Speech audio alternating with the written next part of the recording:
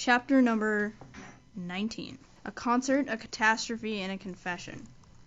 Marilla, can I go over to see Diana just for a minute? Asked Anne, running breathlessly down from the east gable one February evening. I don't see what you want to be traipsing about after dark for, said Marilla shortly. You and Diana walked home from school together and then stood down there in the snow for half an hour more, your tongues going the whole blessed time clickety-clack, so I don't think you're very badly off to see her again. But she wants to see me, pleaded Anne. She has something very important to tell me. How do you know she has? Because she just signaled to me from her window. We've arranged a way to signal with our candles and cardboard.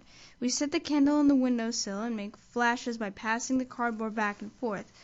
So many flashes mean a certain thing. It was my idea, Marilla. Oh, I'll warrant you it was, said Marilla emphatically. And the next thing you'll be setting fire to the curtains with your signaling nonsense. Oh, we're very careful, Marilla, and it's so interesting. 2 flashes mean, are you there? 3 mean yes, and 4 no. 5 mean, come over as soon as possible, because I have something important to reveal. Diana has signaled 5 flashes, and I'm really suffering to know what it is. Well, you needn't suffer any longer, said Marilla sarcastically. You can go, but you're to be back here in just 10 minutes. Remember that. Anne did remember it, and was back in the stipulated time, although probably no mortal will ever know just what it cost her to confine the discussion of Diana's important communication within the limits of 10 minutes, but at least she had made her use of them. Oh, Marilla, what do you think? You know tomorrow's Diana's birthday. Well, her mother told me she could ask me to go home with her from school and stay there all night with her. And her cousins are coming over from Newbridge in a big pung sleigh to go to the debating club concert at the hall tomorrow night. And they're going to take Diana and me to the concert. If you'll let me go, that is. You will, won't you, Marilla? Oh, I feel so excited. You can calm down then, because you're not going. You're better at home in your own bed, and as for that club concert, it's all nonsense. And little girls should not be allowed to go to such places at all. I'm sure the debating club is the most respectable affair, pleaded Anne. I'm not saying it isn't, but you're not going to begin gadding about to concerts and staying out all hours of the night. Pretty doings for children. I'm surprised at Mrs. Barry's letting Diana go. But it's such a very special occasion, mourned Anne, on the verge of tears. Diana has only 1 birthday in a year. It isn't as if birthdays were common things, Marilla. Prissy Andrews is going to recite Curfew Must Not Ring tonight. That is such a good moral piece, Marilla. I'm sure it would do me lots of good to hear it. And the choir are going to sing 4 lovely, pathetic songs that are pretty near as good as hymns. And oh, Marilla, the minister is going to take part. Yes, indeed he is. He's going to give an address. That'll be about just the same thing as a sermon. Please, mayn't I go, Marilla? You heard what I said, Anne, didn't you? Take off your boots now and go to bed. It's past 8. There's just one more thing, Marilla, said Anne, with the air of producing the last shot in her locker. Mrs. Barry told Diana that we might sleep in the spare room bed. Think of the honor of your little Anne being put in the spare room bed. It's an honor you'll have to get along without. Go to bed, Anne, and don't let me hear another word out of you. When Anne, with tears rolling over her cheeks, had gone sorrowfully upstairs, Matthew, who had been apparently sound asleep on the lounge during the whole dialogue, opened his eyes and said decidedly, "Well now, Marilla, I think you ought to let Anne go." "I don't, then," retorted Marilla. "Who's bringing this child up, Matthew, you or me?" "Well now, you." "Well, don't interfere then." "Well now, I ain't interfering. It ain't interfering to have your own opinion. And my opinion is that you ought to let Anne go." "You think I ought to let Anne go to the moon if she took the notion, I've no doubt," was Marilla's amiable rejoinder. "I might have let her spend the night with Diana if that was all, but I don't approve of this concert plan. She'd go there and catch cold like as not, and have her head filled up with nonsense and excitement. It would unsettle her for a week. I understand that child's disposition, and what's good for it better than you, Matthew." "I think you ought to let Anne go," repeated Matthew firmly. Argument was not his strong point, but Holding fast to his opinion certainly was. Marilla gave a gasp of helplessness and took refuge in silence. The next morning, when Anne was washing the breakfast dishes in the pantry, Matthew paused on his way out to the barn to say to Marilla again, "I think you ought to let Anne go, Marilla." For a moment, Marilla looked things not lawful to be uttered. Then she yielded to the inevitable and said tartly, "Oh, very well, she can go, since nothing else will please you," and flew out of the pantry, dripping dishcloth in hand. "Oh, Marilla, Marilla, say those blessed words again." "I guess once is enough to say them. This is Matthew's doing, and I wash my hands of it. If you catch pneumonia sleeping in a strange bed or coming out of that hot hall in the middle of the night, don't blame me, blame Matthew. And Shirley, you're dripping greasy water all over the floor. I never saw such a careless child." "Oh, I know I'm a great trial to you, Marilla," said Anne repentantly. "I make so many mistakes, but then just think of all the mistakes I don't make. Although I might. I'll get some sand and scrub up the spots before I go to school. Oh, Marilla, my heart was just set on going to that concert. I never was to a concert in my life, and when the other girls talk about them in school, I feel so out of it. You didn't know just how I felt about it, but you see, Matthew did. Matthew understands me, and it's so nice to be understood, Marilla." Anne was too excited to do herself justice as to lessons that morning in school. Gilbert Blythe spelled her down in class and left her clear out of sight in mental arithmetic. Anne's consequent humiliation was less than it might have been, however, in view of the concert in the spare-room bed. She and Diana talked so constantly about it all day that with a stricter teacher than Mr. Phillips, dire disgrace must inevitably have been their portion. Anne felt that she could not have borne it if she had not been going to the concert, for nothing else was discussed that day in school. The Avonlea Debating Club, which met fortnightly all winter, had several smaller free entertainments, but this was to be a big affair, admission 10 cents in aid of the library. The Avonlea young people had been practicing for weeks, and all the scholars were especially interested in it by reason of older brothers and sisters who were going to take part. Everybody in school over 9 years of age expected to go, except Carrie Sloane, whose father shared Marilla's opinions about small girls going out to night concerts. Carrie Sloane cried into her grammar all the afternoon and felt that life was not worth living. For Anne, the real excitement began with the dismissal of school, and increased therefrom in crescendo until it reached to a crash of positive ecstasy in the concert itself. They had a perfectly elegant tea, and then came the delicious occupation of dressing in Diana's little room upstairs. Diana did Anne's front hair in the new pompadour style, and Anne tied Diana's bows with the especial knack she possessed, and they experimented with at least half a dozen different ways of arranging their back hair. At last they were ready, cheeks scarlet and eyes glowing with excitement. True, Anne could not help a little pang when she contrasted her plain black tam and shapeless, tight-sleeved, homemade gray cloth coat with Diana's jaunty fur cap and smart little jacket. But she remembered a time that she had an imagination and could use it. Then Diana's cousins, the Murrays, from Newbridge, came. They all crowded into the big pug sleigh among straw and furry robes. Anne reveled in the drive to the hall, slipping along over the satin-smooth roads with the snow crisping under the runners. There was a magnificent sunset, and the snowy hills and deep blue water of the St. Lawrence Gulf seemed to rim in the splendor, like a huge bowl of pearl and sapphire brimmed with wine and fire. Tinkles of sleigh bells and distant laughter that seemed like the mirth of wood elves came from every quarter. "Oh, Diana," breathed Anne, squeezing Diana's mittened hand under the fur robe. "Isn't it all like a beautiful dream? Do I really look the same as usual? I feel so different that it seems to me it must show in my looks." "You look awfully nice," said Diana, who, having just received a compliment from one of her cousins, felt that she ought to pass it on. "You've got the loveliest color." The program that night was a series of thrills, for at least one listener in the audience, and as Anne assured Diana, every succeeding thrill was thrillier than the last. When Prissy Andrews, attired in a new pink silk waist with a string of pearls about her smooth white throat, and real carnations in her hair.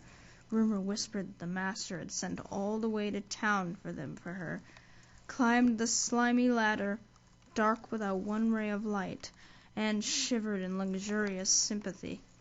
When the choir sang far above the gentle daisies, Anne gazed at the ceiling as if it were frescoed with angels. When Sam Sloane proceeded to explain and illustrate how Sockery set a hen, Anne laughed until people sitting near her laughed too, more out of sympathy with her than with amusement at a selection that was rather threadbare even in Avonlea. And when Mr. Phillips gave Mark Antony's oration over the dead body of Caesar in the most heart-stirring tones, looking at Prissy Anders at the end of every sentence, and felt rise with mutiny on the spot if but one Roman citizen led the way. Only one number on the program failed to interest her. When Gilbert Blythe recited Gwen on the Rhine, and picked up Rhoda Murray's library book and read it until he had finished, when she sat rigidly stiff and motionless, while Diana clapped her hands until they tingled. It was 11 when they got home, sated with dissipation, but with the exceeding sweet pleasure of talking it all over still to come. Everybody seemed asleep, and the house was dark and silent. Anne and Diana tiptoed into the parlor, a long, narrow room out of which the spare room opened. It was pleasantly warm and dimly lighted by the embers of a fire in the grate. "Let's undress here," said Diana. "It's so nice and warm." "Hasn't it been a delightful time?" sighed Anne rapturously. "It must be splendid to get up and recite there. Do you suppose we will ever be asked to do it, Diana?" "Yes, of course, some day. They're always wanting the big scholars to recite. Gilbert Blythe does often, and he's only 2 years older than us. Oh, Anne, how could you pretend not to listen to him when he came to the line, 'There's another,' not a sister? He looked right down at you." "Diana," said Anne with dignity, "you are my bosom friend, but I cannot allow even you to speak to me of that person. Are you ready for bed?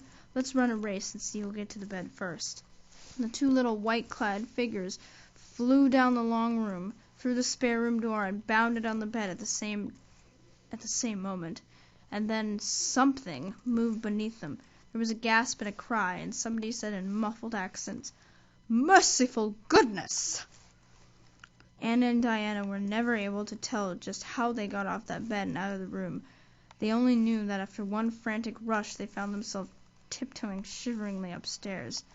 "Oh, who was it? What was it?" whispered Anne, her teeth chattering with cold and fright. "It was Aunt Josephine," said Diana, gasping with laughter. "Oh, Anne, it was Aunt Josephine! However she came to be there. Oh, and I know she will be furious. It's dreadful. It's really dreadful. But did you ever know anything so funny, Anne?" "Who is your Aunt Josephine?" "She's Father's aunt, and she lives in Charlottetown. She's awfully old, 70 anyhow, and I don't believe she was ever a little girl. We were expecting her for a visit, but not so soon. She's awfully prim and proper, and she'll scold dreadfully about this, I know. Well, we'll just have to sleep with Minnie May, and you can't think how she kicks." Miss Josephine Barry did not appear at the early breakfast the next morning. Mrs. Barry smiled kindly at the two little girls. "Did you have a good time last night?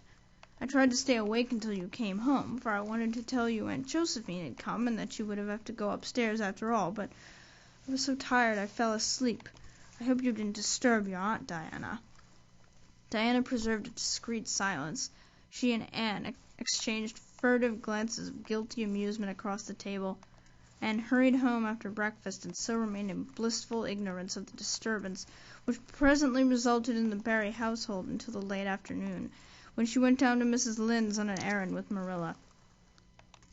"So, you and Diana nearly frightened poor old Miss Barry to death last night," said Mrs. Lynde severely, but with a twinkle in her eye. "Mrs. Barry was here a few minutes ago on her way to Carmody. She's feeling real worried over it. Old Miss Barry was in a terrible temper when she got up this morning. And Josephine Barry's temper is no joke, I can tell you that. She wouldn't speak to Diana at all." "It wasn't Diana's fault," said Anne contritely. "It was mine.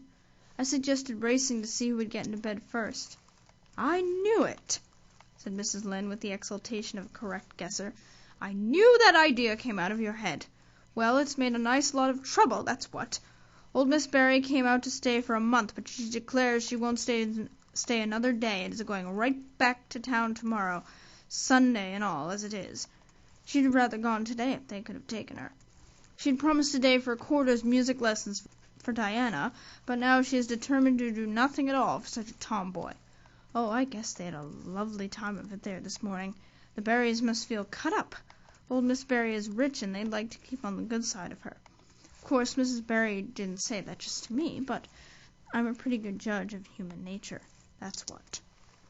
"I'm such an unlucky girl," mourned Anne. "I'm always getting into scrapes myself and getting my best friends, people I'd shed my heart's blood for, into them too. Can you tell me why it is so, Mrs. Lynde?" "Oh, it's because you're too heedless and impulsive, child, that's what. You never stop to think. Whatever comes into your head to say or do, you say or do without a moment's reflection." "Oh, but that's the best of it," protested Anne. "Something just flashes into your mind, so exciting, and you must out with it. If you stop to think it over, you spoil it all. Haven't you never felt that yourself, Mrs. Lynde?" No, Mrs. Lynde had not. She shook her head sagely. "You must learn to think a little, Anne, that's what. The proverb you need to go by is look before you leap, especially into spare-room beds." Mrs. Lynde laughed comfortably over her mild joke, but Anne remained pensive. She saw nothing to laugh at in the situation, which to her eyes appeared very serious. When she left Mrs. Lynde, she took her way across the crusted fields to Orchard Slope. Diana met her at the kitchen door. "Your Aunt Josephine was very cross about it, wasn't she?" whispered Anne. "Yes," answered Diana, stifling a giggle with an apprehensive glance over her shoulder at the closed sitting-room door. "She was fairly dancing with rage, Anne. Oh, how she scolded! She said I was the worst-behaved girl she ever saw, and that my parents ought to be ashamed of the way they had brought me up. She says she won't stay, and I'm sure I don't care, but Father and Mother do." "Why didn't you tell them it was my fault?" demanded Anne. "It's likely I'd do such a thing, isn't it?" said Diana with just scorn. "I'm no telltale Anne Shirley, and anyhow, I was just as much to blame as you." "Well, I'm going in to tell her myself," said Anne resolutely. Diana stared. "Aunt Shirley, you never! Why, she'll eat you alive!" "Don't frighten me any more than I am already frightened," implored Anne. "I'd rather walk up to a canyon's mouth, but I've got to do it, Diana. It was my fault, and I've got to confess. I've had practice in confessing, fortunately." "Well, she's in the room," said Diana. "You can go in if you want to. I wouldn't dare, and I don't believe you'll do a bit of good." With this encouragement, Anne bearded the lion in its den, that is to say, walked resolutely up to the sitting-room door and knocked faintly. A sharp "Come in!" followed. Miss Josephine Barry, thin, prim, and rigid, was knitting fiercely by the fire, her wrath quite unappeased and her eyes snapping through her gold-rimmed glasses. She wheeled around in her chair, expecting to see Diana, and beheld a white-faced girl whose great eyes were brimmed up with a mixture of desperate courage and shrinking terror. "Who are you?" demanded Miss Josephine Barry without ceremony. "I'm Anne of Green Gables," said the small visitor tremulously, clasping her hands with her characteristic gesture, "and I've come to confess, if you please." "Confess what?" "That it was all my fault about jumping into bed on you last night. I suggested it. Diana would have never thought of such a thing, I'm sure. Diana's a very ladylike girl, Miss Barry, so you must see how unjust it is to blame her."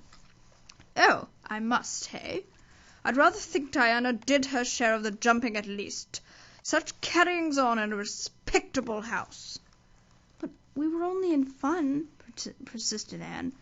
"I think you ought to forgive us, Miss Barry, now that we've apologized, and anyhow, please forgive Diana and let her have her music lessons. Diana's heart is set on her music lessons, Miss Barry, and I know too well what it is to set your heart on a thing and not get it. If you must be cross with anyone, be cross with me. I've been so used in my early days to having people be cross at me that I can't endure it much better than Diana can." Much of the snap had gone out of the old lady's eyes by this time, and was replaced by a twinkle of amused interest.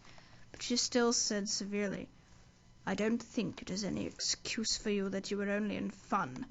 Little girls never indulged in that kind of fun when I was young. You don't know what it is to be awakened out of a sound sleep after a long and arduous journey by two great girls coming bounce down on you." "I don't know, but I can imagine," said Annie eagerly. "I'm sure it must have been very disturbing, but then there is our side of it too. Have you any imagination, Miss Barry? If you have, just put yourself in our place. We didn't know there was anybody in that bed, and you nearly scared us to death. It was simply awful the way we felt. And then we couldn't sleep in the spare room after being promised. I suppose you are used to sleeping in spare rooms, but just imagine what you would feel like if you were a little orphan girl who would never have such an honor." All the snap had gone by this time. Miss Barry actually laughed, a sound which caused Diana, waiting in speechless anxiety in the kitchen outside, to give a great gasp of relief. "I'm afraid my imagination is a little rusty. It's so long since I used it," she said. "I dare say your claim to sympathy is just as strong as mine. It all depends on the way we look at it. Sit down here and tell me about yourself." "I'm very sorry I can't," said Anne firmly. "I would like to, because you seem like an interesting lady, and you might even be a kindred spirit, although you don't look very much like it. It is my duty to go home to Miss Marilla Cuthbert. Miss Marilla Cuthbert is a very kind lady who has taken me to bring up properly. She is doing her best, but it is very discouraging work. You must not blame her because I jumped on the bed, but before I go I do wish you would tell me if you will forgive Diana and stay just as long as you meant to in Avonlea." "I think perhaps I will, if you will come over and talk to me occasionally," said Miss Barry. That evening Miss Barry gave Diana a silver bangle bracelet and told the senior members of the household that she had unpacked her valise. "I've made up my mind to stay simply for the sake of getting better acquainted with that Anne girl," she said frankly. "She amuses me, and at my time of life an amusing person is a rarity." Marilla's only comment when she heard the story was, "I told you so." This was for Matthew's benefit. Miss Barry stayed her month out and over. She was a more agreeable guest than usual, for Anne kept her in good humor. They became firm friends. When Miss Barry went away, she said, "Remember, you Anne girl, when you come to town you're to visit me, and I'll put you in my very sparest spare-room bed to sleep." "Miss Barry was a kindred spirit after all," Anne confided to Marilla. "You wouldn't think so to look at her, but she is. You don't find it right out at first, as in Matthew's case, but after a while you come to see it. Kindred spirits are not so scarce as I used to think. It's splendid to find out there are so many of them in the world."